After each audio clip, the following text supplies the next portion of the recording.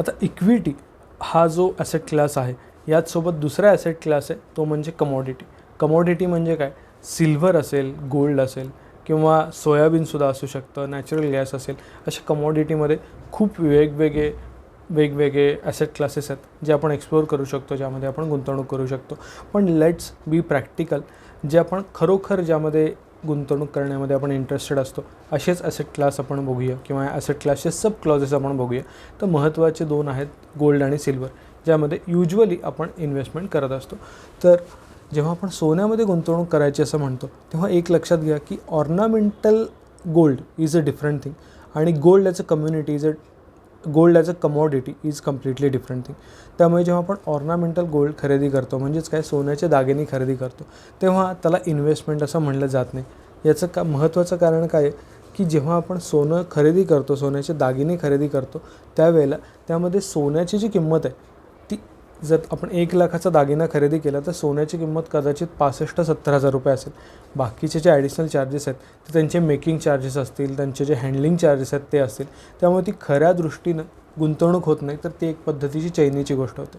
पण जर तुम्हाला खरोखर सोन्यामध्ये गुंतवणूक करायची असेल ॲज अ कमॉडिटी, तर मात्र तुम्ही काय करू शकता, डिजिटल गोल्ड खरेदी करू शकता किंवा आजकाल सॉव्हरेन गोल्ड बॉन्ड्स म्हणजेच SGB हे सुद्धा आलेले आहेत मार्केटमध्ये. गोल्ड ETFसुद्धा अवेलेबल आहेत, गोल्ड बीज अवेलेबल आहेत. यामध्ये तुम्ही गुंतवणूक करू शकता. कारण यामध्ये जर तुम्ही गुंतवणूक केली, म्हणजेच तुम्ही एक 10 ग्रॅमचं DG गोल्ड घेतलं असं समजू आपण, ज्याची किंमत आता 70 हजार रुपयाच्या आसपास आहे. जेव्हा त्या गोल्डची किंमत 1 लाख रुपये होईल किंवा 80 हजार होईल, त्यावेळेला तुम्ही जे विकाल तेव्हा तुम्हाला इन्स्टंटली, इमिजिएटली जी तेव्हाची मार्केट प्राईस असेल त्या डिजिटल गोल्डची किंवा गोल्ड ETFची, ती लगेच परत मिळू शकते. व्हेअरॅज जर तुम्ही दागिने घेतले इन्व्हेस्टमेंट म्हणून, तर काय होईल, हे जे घेतलेले दागिने आहेत ते तुम्ही जेव्हा विकायला जाल, एक तर दागिने युजली कोणी विकत नाही, कारण ते ठेवले जातात जनरेशन बाय जनरेशन. पण जर तुम्ही इन्व्हेस्टमेंट म्हणून ते दागिने घेतले असतील आणि तुम्ही विकायला गेलात की आता किंमत वाढली, आपण विकूया, तर जेव्हा तुम्ही 1 लाखाचा दागिना घेतलेला असेल तेव्हा त्यातली मूळ सोन्याची किंमत ही 70 हजार रुपये. त्यामुळे जरी गोल्डची किंमत वाढली असेल तरी तुमच्या मूळ सोन्याची किंमत वाढलेली नसते त्यावेळेला. यासोबतच सोन्याचा दागिना विकताना किंवा कदाचित गहाण वगैरे ठेवताना त्यामध्ये घटसुद्धा धरली जाते. हे तुमच्यापैकी बऱ्याच जणांना माहीत असेल. 10 ते 20% घट वगैरे त्यामध्ये धरली जाते, कारण जे गोल्ड वापरलं जातं ते डेप्रिसिएट होतं आपलं. त्यामुळे मोठी ऑल इन ऑल जर तुम्ही एखाद्या सोन्याचा दागिना घेतला आणि नंतर विकायला गेलात, तर तुम्ही कधीच प्रॉफिटमध्ये येऊ शकत नाही.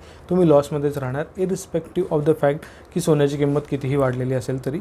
फक्त जर तुम्ही 10, 15, 20 वर्षानंतर खूप जुनं सोनं विकायला गेलात, तर मात्र तुम्हाला काही कन्सिडरेबल प्रॉफिट होऊ शकतो. तरीसुद्धा CAGR जो आहे तो 8 ते 9% यापेक्षा जास्त युजली गोल्डमध्ये मिळत नाही. दुसरी कमॉडिटी जी आहे ती सिल्वर आहे. तर यामध्ये सुद्धा तुम्हाला सिल्वर मायक्रो असेल किंवा सिल्वरचे ETFs असतील आणि सिल्वर रिलेटेड काही स्पेसिफिक सिल्वरचा बॉन्ड नाही आहे, पण गोल्ड आणि सिल्वरचे कॉम्बिनेशन बॉन्ड्स तुम्हाला मिळू शकतात यामध्ये, किंवा याचे म्युच्युअल फंडसुद्धा मिळू शकतात. पण it's better to stay limited to gold when it comes to commodity investing.